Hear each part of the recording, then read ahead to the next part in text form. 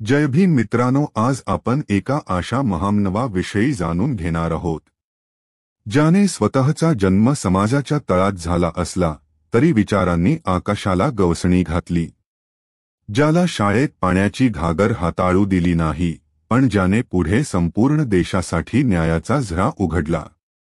एका अशा व्यक्तीची गोष्ट ज्याने लाखो लोकांना शिक्षण, स्वाभिमान आणि समानतेचा मार्ग दाखवला. हो, हा तोच महामानव आहे ज्याचं नाव घेताच प्रत्येक भारतीयाच्या ओठांवर आदर येतो. डॉक्टर भीमराव रामजी आंबेडकर, भारतरत्न, राज्यघटनेचे शिल्पकार, समाजक्रांतीचे जनक. आज आपण जाणून घेणार आहोत त्यांचे जीवन, त्यांचा संघर्ष, त्यांची क्रांती, जी फक्त एका व्यक्तीची कहाणी नाही तर संपूर्ण मानवतेचा इतिहास आहे. चला सुरुवात करूया त्या महामानवाच्या प्रेरणादायी प्रवासाची, ज्याने अंधारातून प्रकाशाचा मार्ग दाखवला आणि ज्याने म्हटलं होतं, शिका, संघटित व्हा आणि संघर्ष करा. जन्म आणि कुटुंब पार्श्वभूमी. 14 एप्रिल 1891 मध्य प्रदेशातील महू या छोट्या लष्करी ठिकाणी एक बालक जन्माला आलं. त्याचे वडील होते रामजी मालोजी सकपाल, ब्रिटिश सैन्यात उपधिकारी पदावर कार्यरत. तर आईचं नाव होतं भीमाबाई, धार्मिक, कर्तव्यनिष्ठ आणि प्रेमळ स्वभावाची स्त्री. रामजी सकपाल यांचा मूळ गाव रत्नागिरी जिल्ह्यातील आंबाडवे, दापोली तालुका हे होतं. त्यांचा मुलगा, भविष्यातला बाबासाहेब, त्या काळातल्या समाजव्यवस्थेनुसार अस्पृश्य जातीमध्ये जन्माला आला होता. त्या काळात महाड, सातारा किंवा मुंबई सारख्या ठिकाणी जातीव्यवस्था खूपच खोलवर रुजलेली होती. म्हणूनच अस्पृश्यांना मंदिरात, शाळेत, विहिरीत किंवा कुठल्याही सार्वजनिक ठिकाणी प्रवेश नव्हता. पण रामजी सकपाल मात्र शिक्षणावर खूप भर देणारे होते. त्यांना वाटायचं शिक्षण हेच खरे शस्त्र आहे. म्हणून त्यांनी आपल्या मुलालाही शिकवायचं ठरवलं. लहानपणीचा शालेय प्रवास. भीमरावचं बालपण अत्यंत संघर्षमय होतं. जेव्हा तो 5-6 वर्षांचा झाला तेव्हा त्याला सातायातील सरकारी शाळेत दाखल करण्यात आलं. पण तिथं त्याला रोज अपमानाचा सामना करावा लागायचा. शिक्षकांनी त्याला बाकावर बसू दिलं नाही. त्याचं वह्यापुस्तक इतर मुलांपासून वेगळं ठेवलं जायचं. त्याला पाणी प्यायचं असलं तरी दुसऱ्याने उंचावरून घागर तोंडावर होता द्यायचं. त्या काळातल्या छोट्या भीमरावने जगातील सर्वात मोठा अन्याय स्वतःच्या आयुष्यात अनुभवला. पण या अन्यायाने त्याचं मन खचलं नाही, उलट त्यात जिद्द निर्माण झाली. त्याने ठरवलं, मी असा माणूस बनणार की एक दिवस कोणीही मला हीन समजणार नाही. घरातील संस्कार आणि आईवडिलांचा प्रभाव. भीमरावच्या आईवडिलांनी त्याच्या मनात लहानपणापासूनच शिस्त, अभ्यास आणि स्वाभिमान रुजवला. त्याच्या वडिलांनी दररोज त्याला पत्रलेखन, गणित आणि इतिहास शिकवला. आईने त्याला प्रार्थना, सद्गुण आणि सहनशीलता शिकवली. पण बालपणातच भीमराववर मोठं दुःख ओढवलं. त्याची आई भीमाबाई फार आजारी पडली आणि लवकरच निधन पावली. तेव्हा भीमराव फक्त 6 वर्षांचा होता. आई गेल्यानंतर घरात दारिद्र्य आलं, पण शिक्षणाचा दीप मात्र विझला नाही. रामजी सकपाल यांनी नोकरीतून निवृत्ती घेतली आणि कुटुंब मुंबईला आणलं. तेथे भीमरावला एल्फिन्स्टन शाळेत दाखल करण्यात आलं. ही शाळा त्याच्या आयुष्यातील पहिलं मोठं पाऊल ठरली. अभ्यासातील हुशारी आणि शिक्षकांचा आदर.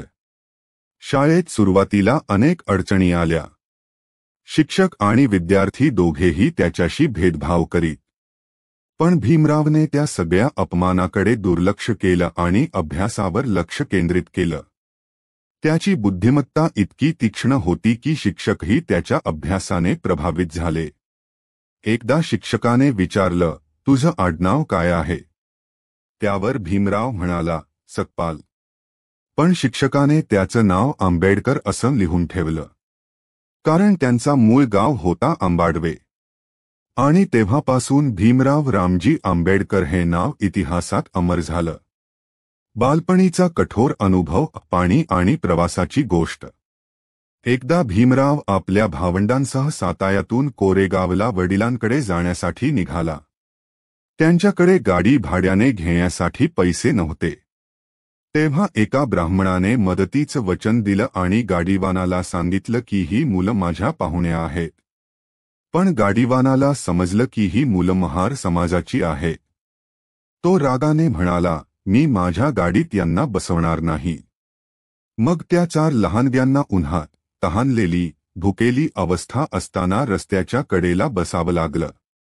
हा प्रसंग भीमरावच्या आयुष्यात खोलवर समाजाने दिलेली जात ही केवळ ओळख नाही, ती साखळी आहे जी माणसाला गुलाम ठेवते. आणि तेव्हाच त्याच्या मनात एक विचार दृढ झाला. एक दिवस मी या साखळ्या तोडून टाकीन. शिक्षणाकडे झपाटलेपणा. अशा दुःखद अनुभवांनीही भीमरावचा आत्मविश्वास कमी झाला नाही. तो दिवसरात्र अभ्यास करायचा. त्याला इंग्रजी, गणित, इतिहास आणि समाजशास्त्र यात खूप रस होता. त्याने नेहमी म्हटलं होतं, शिक्षण हेच खरे मुक्तीचे शस्त्र आहे. एल्फिन्स्टन शाळेत त्याने मॅट्रिक उत्तीर्ण केलं आणि तो आपल्या समाजातील पहिला विद्यार्थी ठरला, ज्याने इतकं मोठं यश मिळवलं. त्यावेळी वडिलांनी त्याच्यासाठी छोटासा समारंभ केला. कारण त्यांच्या दृष्टीने हे केवळ शैक्षणिक यश नव्हतं, तर अस्पृश्य समाजाच्या उन्नतीची पहिली पायरी होती. बालपणातील शिकवण आणि संघर्षातून निर्माण झालेला विचारवंत भीमराव लहानपणीच विचार करायचा, जर देवाने सगळ्यांना समान बनवलं असेल, तर माणसांनी एकमेकांना का हीन ठरवलं? या प्रश्नाने त्याचं मन खवळून जायचं. शाळेतल्या अन्याय, समाजातला तिरस्कार आणि दारिद्र्य या सगळ्याने त्याच्या मनात समानतेचा विचार जन्माला आणला. तो म्हणायचा, माझं बालपण मला शिकवलं की माणूस जन्माने लहान नसतो, विचारांनी मोठा होतो. बालपणातून रुजलेली क्रांतीची बीजं लहान वयातच भीमरावने ठरवलं, माझं आयुष्य मी माझ्यासाठी नाही, तर त्या सर्वांसाठी जगणार आहे, जे समाजात अन्याय सहन करत आहेत. त्याचं बालपण म्हणजे एका छोट्या झोपडीतला प्रकाश, जो नंतर संपूर्ण देशात समानतेचा दीप बनला. या काळातल्या अनुभवांनी त्याला भविष्यातील समाजसुधारक, राज्यघटनाकार आणि विचारवंत बनवलं. तो लहान असताना ज्या अपमानाला सामोरं गेला, त्याच अपमानाने त्याच्यात क्रांतीची ताकद निर्माण केली. आंबेडकर, शिक्षण, प्रवास आणि परदेशातील शिक्षण. जेव्हा एखाद्या माणसाकडे जग बदलण्याचं स्वप्न असतं, तेव्हा शिक्षण हे त्याचं सर्वात मोठं शस्त्र बनतं. आणि हे शस्त्र हातात घेतलं होतं एका लहानशा गावातल्या गरीब मुलाने, जो पुढे झाला ज्ञानाचा महासागर, डॉक्टर भीमराव रामजी आंबेडकर. शाळेपासून कॉलेजकडे प्रवास. मॅट्रिक परीक्षेत यश मिळवल्यानंतर भीमरावला पुढे शिकायचं होतं. त्या काळात गरीब, दलित कुटुंबातून येणाऱ्या विद्यार्थ्यांसाठी शिक्षण घेणं म्हणजे पर्वत चढण्यासारखं होतं. पण भीमरावने ठरवलं होतं, शिक्षण हाच माझा धर्म आहे. त्याने एल्फिन्स्टन कॉलेज, मुंबई येथे प्रवेश घेतला. तेव्हा तो आपल्या समाजातील पहिला विद्यार्थी होता जो कॉलेजात गेला. पण कॉलेजमध्येही त्याला जातीवरून तिरस्कार सहन करावा लागला. क्लासमध्ये काही विद्यार्थी त्याच्याशी बोलत नसत. हॉटेलमध्ये त्याला बसू देत नसत. आणि काही वेळा त्याला स्वतःचा डबा घेऊन रस्त्यावर बसून जेवावं लागायचं. पण या सगळ्या परिस्थितीतही भीमरावचं लक्ष अभ्यासावरच राहिलं.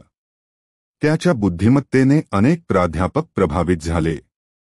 ते म्हणायचे, हा मुलगा एक दिवस मोठं काहीतरी करेल. राजा सयाजीराव गायकवाड यांची शिष्यवृत्ती. त्या काळात भीमरावच्या प्रतिभेची दखल घेतली ती बडोद्याचे महाराज सयाजीराव गायकवाड यांनी. त्यांनी भीमरावला पुढील शिक्षणासाठी शिष्यवृत्ती दिली. हीच ती संधी होती ज्यामुळे पुढे भारतीय इतिहासाचा प्रवाहच बदलला. 1913 साली भीमरावला अमेरिकेतील कोलंबिया विद्यापीठात शिकण्यासाठी जाण्याची संधी मिळाली. त्यावेळी भारतातून एका अस्पृश्य विद्यार्थ्याने अमेरिकेत जाऊन शिकणं ही एक क्रांतीच होती. अमेरिकेचा प्रवास, नवे विचार, नवा जग. 1913 मध्ये वयाच्या 22व्या वर्षी भीमराव पहिल्यांदा भारताबाहेर गेले. त्यांनी जेव्हा कोलंबिया विद्यापीठात पाऊल ठेवलं तेव्हा त्यांच्या डोळ्यांसमोर एक नवजग होतं, जिथं जात, धर्म, भेदभाव नव्हता. अमेरिकेतील समाजात त्याला आदर मिळाला.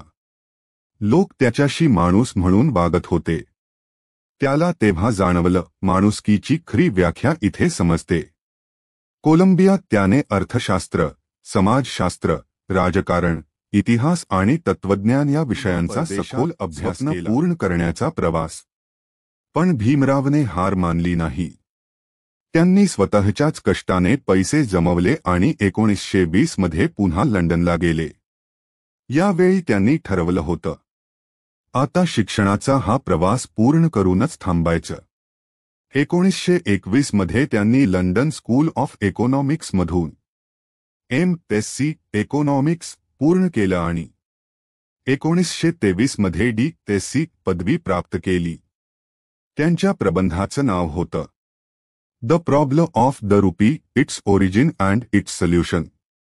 हा ग्रंथ पुढे भारतातील आर्थिक धोरणांवर आधारित अभ्यासाचा पाया ठरला.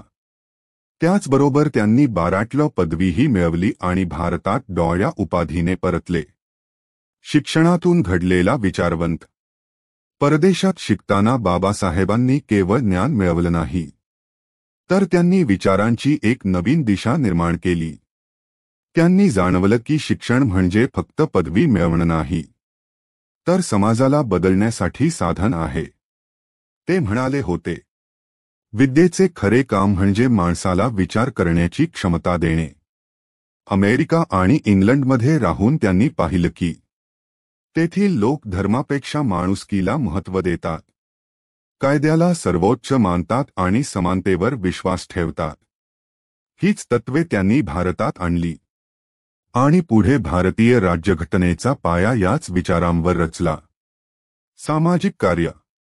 परदेशातून परतल्यानंतर बाबासाहेबांनी ठरवलं, आता माझं शिक्षण समाजासाठी वापरायचं. ते म्हणाले, मी जे शिकलो ते माझ्यासाठी नाही, तर त्या प्रत्येकासाठी आहे जो शिकू शकत नाही.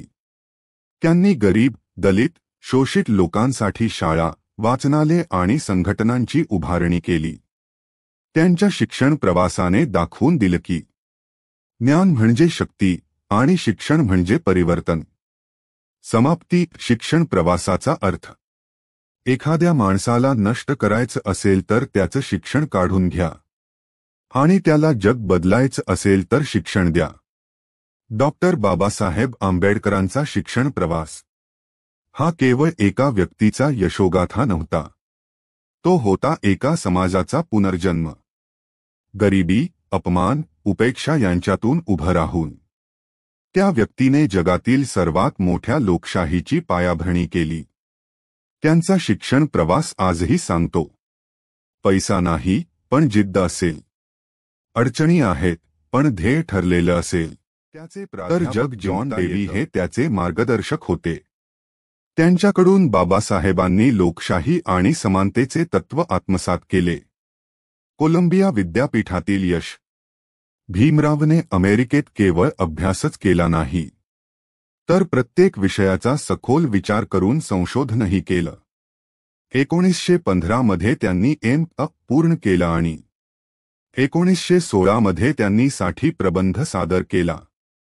The administration and finance of the east India company. त्या काळात एका भारतीय विद्यार्थ्याने अमेरिकेत मिळवणं हे दुर्मिळ होतं, पण भीमरावने ते शक्य केलं. कोलंबियात असताना त्याने विविध समाजातील लोकांशी चर्चा केल्या, विविध धर्मांचा अभ्यास केला आणि मानवतेचा अर्थ समजून घेतला. त्याच काळात त्याने आपल्या देशातील अस्पृश्य समाजाची परिस्थिती लिहून ठेवली. India and the problem of untouchability या विषयावर त्याने अनेक नोट्स तयार केल्या, ज्या पुढे त्याच्या समाज सुधारणेच्या कामाचा पाया ठरल्या. लंडनमधील शिक्षण प्रवास. 1916 मध्ये कोलंबियामधून पदवी मिळाल्यानंतर Bhimrao London school of economics आणि ग्रेज इन लंडन येथे गेले. तेथे त्यांनी D.Sc. डॉक्टर ऑफ सायन्स आणि 12वी लॉ, वकिली, यांचे शिक्षण सुरू केले. लंडनमध्ये ते अत्यंत साध्या परिस्थितीत राहत होते. कधी पैसे संपले की दिवसभर भुकेले राहायचे. पण अभ्यासात मात्र कसलीही तडजोड नाही. ते ग्रंथालयात तासनतास अभ्यास करत. कधी दिवसाचा शेवट फक्त चहाच्या एका प्याल्याने करत. त्यांनी सांगितलं होतं, माझ्याकडे पैसा नव्हता, पण ज्ञानाची भूक होती. भारतात पुनरागमन आणि संघर्ष. 1917 मध्ये गायकवाडांच्या शिष्यवृत्तीची मुदत संपल्याने भीमरावांना भारतात परतावं लागलं. तेव्हा त्यांचं स्वप्न अजून अपूर्ण होतं, कारण मधील अभ्यास पूर्ण झालेला नव्हता. भारतात परत आल्यावर त्यांनी बडोदा राज्यात लेखाधिकारी म्हणून नोकरी स्वीकारली. पण तिथंही त्यांना त्यांच्या जातीमुळे अपमान सहन करावा लागला. कार्यालयात कोणी त्यांच्याशी बोलत नव्हतं. त्यांचं पाणी पिण्यास नकार दिला जायचा. त्यांना स्वतंत्र ग्लास ठेवला जायचा. या अनुभवाने त्यांना पुन्हा एकदा जाणवलं, शिक्षणाने मी विद्वान झालो, पण समाजाचा दृष्टिकोन अजूनही सामाजिक चळवळी आणि समाज सुधारक कार्य. शिक्षणाने त्यांनी बुद्धी खुली केली. आणि आता त्या बुद्धीने त्यांनी समाजाच्या बेड्या तोडायला सुरुवात केली. डॉक्टर बाबासाहेब आंबेडकरांचा हा काळ फक्त एका व्यक्तीचा संघर्ष नाही, तर संपूर्ण समाजाच्या आत्मसन्मानाची लढाई आहे. भारतात परतल्यानंतरचा काळ नव्या क्रांतीची सुरुवात. परदेशातून उच्च शिक्षण घेऊन परतल्यावर बाबासाहेबांनी स्वतःसाठी सुखसोयीचे जीवन निवडलं नाही. ते म्हणाले होते, माझं आयुष्य मी समाजासाठी दिलं आहे. भारतावर त्या काळात ब्रिटिश सत्तेचं सावट होतं. आणि त्याचबरोबर समाजात अस्पृश्यता, जातीभेद आणि अंधश्रद्धा या जखमा खोलवर होत्या. अस्पृश्यांना शिक्षण, पाणी, मंदिरे आणि सरकारी नोकऱ्या यांपासून दूर ठेवण्यात येत होतं. डॉक्टर बाबासाहेबांनी या सगळ्या अन्यायाविरुद्ध आवाज उठवला. त्यांनी ठरवलं, या समाजाला मुक्ती फक्त शिक्षण, संघटन आणि संघर्ष या त्रिसूत्रीनेच मिळेल. बहिष्कृत हितकारिणी सभेची स्थापना 1924. 1924 साली त्यांनी स्थापन केली बहिष्कृत हितकारिणी सभा. ही संघटना होती त्या लोकांसाठी ज्यांना समाजाने बाहेर टाकलं होतं. या सभेचा उद्देश होता, 1. अस्पृश्यांमध्ये शिक्षणाचा प्रसार करणे. 2. समाजात आत्मसन्मानाची भावना निर्माण करणे. 3. सामाजिक, राजकीय आणि आर्थिक हक्कांसाठी संघर्ष करणे. या सभेद्वारे त्यांनी देशभर दौरे करून लोकांना एकत्र केलं. त्यांचं एकच तत्व होतं, शिका, संघटित व्हा आणि संघर्ष करा. हीच घोषणा पुढे दलित चळवळीचा पाया ठरली. महाड सत्याग्रह 1927. त्या काळात अस्पृश्य लोकांना सार्वजनिक विहिरीतून किंवा तलावातून पाणी घेण्यास मनाई होती. मग डॉक्टर बाबासाहेबांनी ठरवलं की हा अन्याय संपवायचाच. 19 मार्च 1927 रोजी महाड, जिल्हा रायगड येथे हजारो लोकांनी जमून चावदार तलाव सत्याग्रह केला. बाबासाहेब तलावाच्या पाण्याजवळ गेले. हातात तांब्या घेतला आणि म्हणाले, हे पाणी आजपर्यंत काहींच्या मक्यात होतं. आजपासून हे पाणी सर्व माणसांसाठी आहे. त्यांनी पाण्याचा एक घोट घेतला. आणि तो क्षण झाला भारतातील पहिला सामाजिक क्रांतीचा क्षण. या घटनेनंतर समाजात प्रचंड संताप पसरला. अनेक ठिकाणी दंगे झाले. पण डॉक्टर आंबेडकर डगमगले नाहीत. ते म्हणाले, मानवतेसाठी लढणं हा गुन्हा नाही. मंदिर प्रवेश आंदोलन. महाड नंतर त्यांनी आणखी एक मोठं पाऊल उचललं, मंदिर प्रवेश आंदोलन. 1930 साली नाशिकजवळील कालाराम मंदिर सत्याग्रह झाला. अस्पृश्यांना मंदिरात प्रवेश नाकारला जात होता. बाबासाहेबांनी हजारो अनुयायांसह मंदिराच्या दाराशी जाऊन शांततेने आंदोलन केलं. ते म्हणाले, देव सगळ्यांचा आहे, पण देवाचं घर काहींच खासगी मालमत्ता नाही. हा आंदोलन समाजात समानतेच्या विचारांचा पाया रचणारा ठरला. लोकांना जाणवलं की अस्पृश्यतेविरुद्धची ही लढाई फक्त एका समाजाची नाही, तर मानवतेच्या प्रतिष्ठेची लढाई आहे. समान हक्कांसाठी राजकीय लढा. डॉक्टर आंबेडकरांनी सामाजिक आंदोलनासोबत राजकीय लढाही सुरू केला. त्यांनी अस्पृश्य समाजाला राजकीय प्रतिनिधित्व मिळवून देण्यासाठी ब्रिटिश सरकारकडे मागणी केली. 1930 ते 1932 दरम्यान गोलमेज परिषदा, राऊंड टेबल कॉन्फरन्सेस लंडनमध्ये झाल्या. त्यात डॉक्टर आंबेडकरांनी अस्पृश्य समाजाचे प्रतिनिधी म्हणून भाग घेतला. त्यांनी ठामपणे सांगितलं, जर आम्हाला राजकीय सत्ता नाही मिळाली तर आमचा आवाज कायमच दाबला जाईल. याच काळात महात्मा गांधी आणि डॉक्टर आंबेडकर यांच्यात स्वतंत्र मतदारसंघ या मुद्द्यावर मतभेद झाले. पण शेवटी पुना करार 1932 झाला, ज्यात अस्पृश्य समाजाला आरक्षणाच्या माध्यमातून प्रतिनिधित्व मिळालं. हा करार जरी तडजोड म्हणून झाला तरी त्यातून भारतीय समाजात एक नवा सामाजिक समतोल निर्माण झाला. पत्रकारिता आणि विचारप्रसार. डॉक्टर आंबेडकरांना माहिती होतं की जनतेला जागृत करण्यासाठी माध्यमांचा वापर महत्त्वाचा आहे. म्हणून त्यांनी मूकनायक, बहिष्कृत भारत आणि जनता ही वर्तमानपत्र सुरू केली. या माध्यमातून त्यांनी समाजातील अन्याय, अंधश्रद्धा आणि अन्यायकारक कायदे यांच्यावर प्रहार केला. त्यांचे लेख लोकांमध्ये चेतना निर्माण करीत.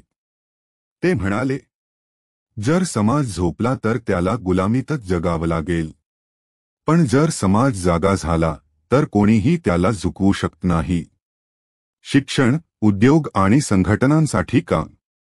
बाबासाहेबांनी शिक्षण आणि स्वावलंबन यावर भर दिला. त्यांनी अनेक वसतिगृहे, शाळा आणि वाचनालये स्थापन केली. त्यांनी पुनरुद्धार या संकल्पनेवर काम केलं, ज्याद्वारे दलित समाज आर्थिकदृष्ट्या मजबूत होईल. जेव्हा तुमच्याकडे शिक्षण आणि रोजगार दोन्ही असतील तेव्हाच तुम्ही जगाशी समता साधू शकता. त्यांनी औद्योगिक शिक्षण, तांत्रिक शिक्षण यावरही जोर दिला. त्यांच्या विचारांमुळे समाजात स्वावलंबनाची भावना निर्माण झाली. शेड्यूल कास्ट फेडरेशन आणि राजकीय कार्य. 1936 मध्ये त्यांनी स्थापन केली इंडिपेंडेंट लेबर पार्टी आणि नंतर शेड्यूल्ड कास्ट्स फेडरेशन. या संघटनांद्वारे त्यांनी समाजातील वंचित घटकांना राजकीय आवाज दिला. त्यांनी निवडणुका लढल्या. अनेक ठिकाणी सभांमधून लोकांना हक्कासाठी उभं राहायला प्रेरित केलं. ते म्हणाले, आम्ही राजकारणात नाही आलो तर राजकारण आमचं आयुष्य ठरवेल. त्यांच्या विचारांनी भारतीय लोकशाहीतील समतेचा पाया तयार झाला. सामाजिक क्रांतीचा संदेश. डॉक्टर आंबेडकरांच्या प्रत्येक आंदोलनामागे एकच ध्येय होतं, मानवतेचा सन्मान आणि समानतेचा हक्क. ते नेहमी म्हणायचे, मी कोणत्याही समाजाविरुद्ध नाही, पण अन्यायाविरुद्ध मात्र नक्की आहे.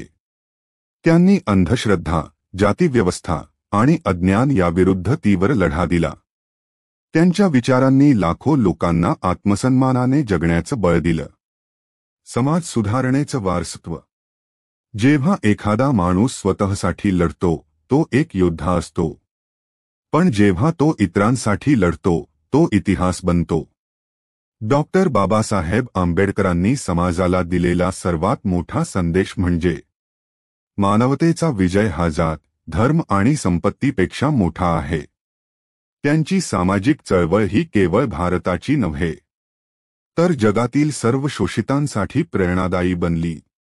आजही त्यांच्या चळवळीचा प्रत्येक शब्द आठवतो. शिका, संघटित व्हा आणि संघर्ष करा. हा संदेश फक्त त्या काळाचा नव्हता तर प्रत्येक पिढीसाठी मार्गदर्शक आहे. 14 ऑक्टोबर 1956 नागपूर, दीक्षाभूमी. हा दिवस त्यांच्या आयुष्यातील सर्वात मोठा आणि आध्यात्मिक क्षण होता. बौद्ध धम्म स्वीकारल्यानंतर बाबासाहेबांना मनःशांती मिळाली. ते म्हणाले होते, मी बौद्ध होताना स्वतःला पुन्हा जन्म घेतल्यासारखे वाटते. पण त्याचवेळी शरीराची ताकद मात्र दिवसेंदिवस कमी होत होती. दीक्षेनंतर काही दिवसांनी ते म्हणाले होते, माझं काम आता पूर्ण झालं आहे. माझं आयुष्य आता जास्त उरणार नाही. त्यांच्या या शब्दांमध्ये भविष्याची जाणीव होती. 3 अखेरच्या दिवसांतले सर्वात मोठे काम द बुद्धा अँड हिज धम्मा. त्यांचा अखेरचा काळ पूर्णपणे लेखनाला अर्पण होता. ते दिवसरात्र वेदनांशी झुंज देत बौद्ध धम्माचा महाग्रंथ द बुद्धा अँड हिज धम्मा लिहित होते. तेव्हा त्यांची अवस्था अत्यंत नाजूक होती. डोळ्यांवर पट्टी बांधून ते सहायकांना शब्द सांगत, सहाय्यक टाईप करत, मग ते परत तेच तपासत, सुधारणे करत, पुन्हा नव्याने लिहवत. एकदा तर ते म्हणाले, माझं शरीर संपतन्य, पण हे पुस्तक पूर्ण केल्याशिवाय मी जाणार नाही. आणि अगदी तसेच झाले. 4 दिल्लीतील त्रासलेले दिवस 1949-1956 मधला परिणाम. संविधान बनवल्यानंतर बाबासाहेब केंद्र सरकारमध्ये मंत्री झाले. पण हिंदू कोड बिलसाठी त्यांना प्रचंड विरोध सहन करावा लागला. त्यांनी राजीनामा दिला.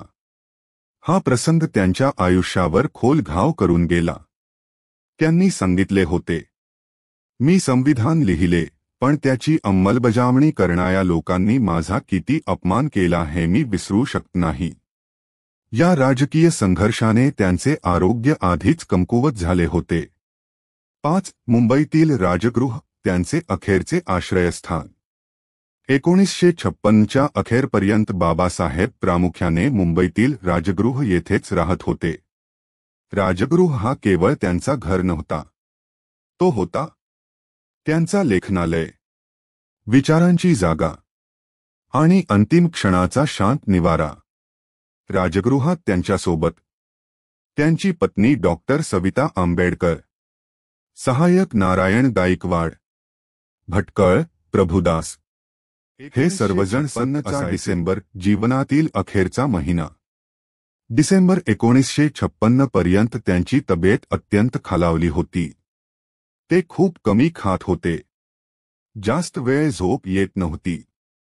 2 डिसेंबर ते 5 डिसेंबर ते अखंडपणे द बुद्धा अँड हिज धम्माच्या शेवटच्या प्रूफचे काम करत होते.